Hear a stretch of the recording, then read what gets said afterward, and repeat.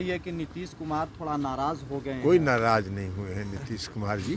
बैठक के अंत तक नीतीश कुमार जी थे और बैठक के अंत में उन्होंने खड़गे साहब से, सोनिया जी से, राहुल जी से, सबसे अनुमति लेके हम लोग आए। खिसियाई बिल्ली खंभा नोची। बिहार की राजनीति में नीतीश बाबू का हाल देखिए। आसमान नापने निकले थे लेकिन पैरों के नीचे की जमीन भी खिसकती दिख रही है। फिलहाल एक ही नेता हिम्मत दे रहा है और वो है ललन बाबू। ललन बाबू ने अभी भी हिम्मत नहीं हारी है। ऐसे नीतीश बाबू की हालत के लिए ललन बाबू भी कम जिम्मेदार नहीं है। नीतीश बाबू ने बड़े अरमा लेके एनडीए से दो बार राजनीतिक तलाक लिया। सोचा था लालू जी का साथ मिलेगा तो कद बढ़ेगा, पटना के बाद दिल्ली का भी सिरमौर बन जाएंगे। लेकिन कहा गया है ना कि न माया मिली और ना ही राम। वही हाल अब नीतीश बाबू का है। पटना की गद्दी के उत्तराधिकारी तो उन्होंने खुद ही तय कर रखा है। नीतीश बाबू किसी भी पल राजकुमार तेजस्वी को अपनी गद्दी सौंप देंगे। इसके लिए लालू परिवार भी कम बेताब नहीं दिख रहा है। यही वजह है कि नीतीश जी को दिल्ली में सेटल करने के लिए लालू जी ने भी पूरा जोर लगा दिया था। उन्हें इंडिया गठबंधन की ओर से प्रधानमंत्री पद का उम्मीदवार बनाने की प्लानिंग थी। लेकिन लालू जी भूल गए थे कि इंडिया गठबंधन में एक अनार और 100 बीमार पहले से ही हैं।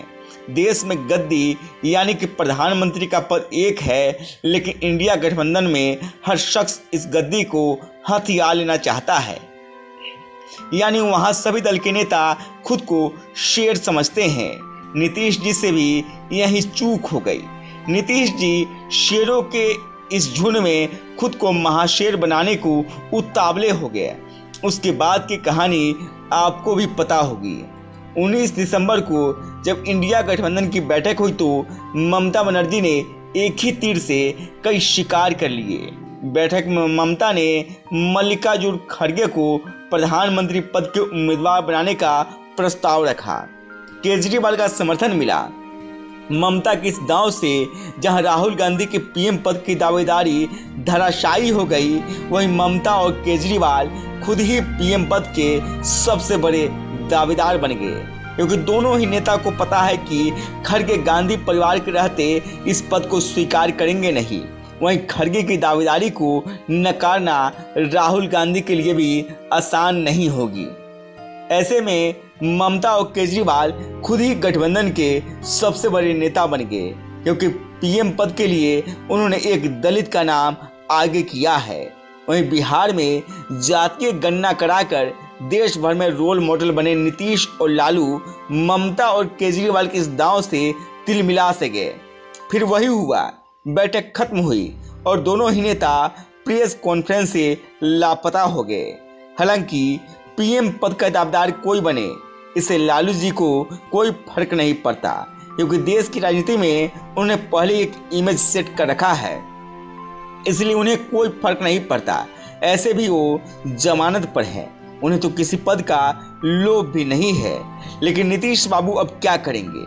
इतना लंबा राजनीतिक अनुभव के बाद वो संन्यास तो लेंगे नहीं, इसलिए 20 दिसंबर को अपने दिल्ली आवास पर सांसदों को बुला लिया। बैठक में क्या हुआ ये तो नीतीश बाबू और सांसद ही जाने, लेकिन माना जा सकता है कि नीतीश जी ने अपने पीड़ा से सबको अवगत कराया ही होगा, क्योंकि सांसद भी उन्हें पीएम पद का उम्मीदवार बनाने के लिए उतावले थे।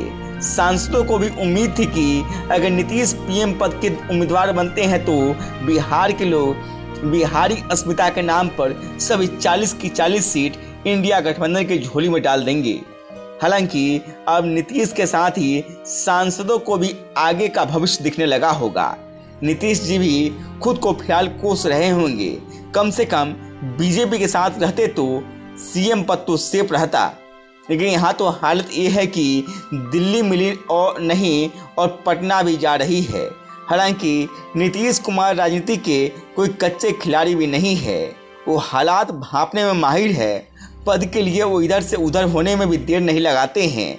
लेकिन फिलहाल दिक्कत ये है कि विधानसभा में उनकी पार्टी ना पहले नंबर पर है और ना ही दूसरे नंबर पर। अब तीसरे नंबर वाली पार्टी के नेता को कोई भाव देगा भी या नहीं, ये भी नीतीश जी को फिलहाल इसकी चिंता भी सता रही होगी। फिलहाल नीतीश जी की जो हालत है उसके लिए वो अपने सलाहकारों को जरूर कोस रहे होंगे और फिलहाल उनके सबसे बड़े सलाहकार कौन हैं ये भी राजनीति को समझने वाले लोग भली भांति जानते हैं।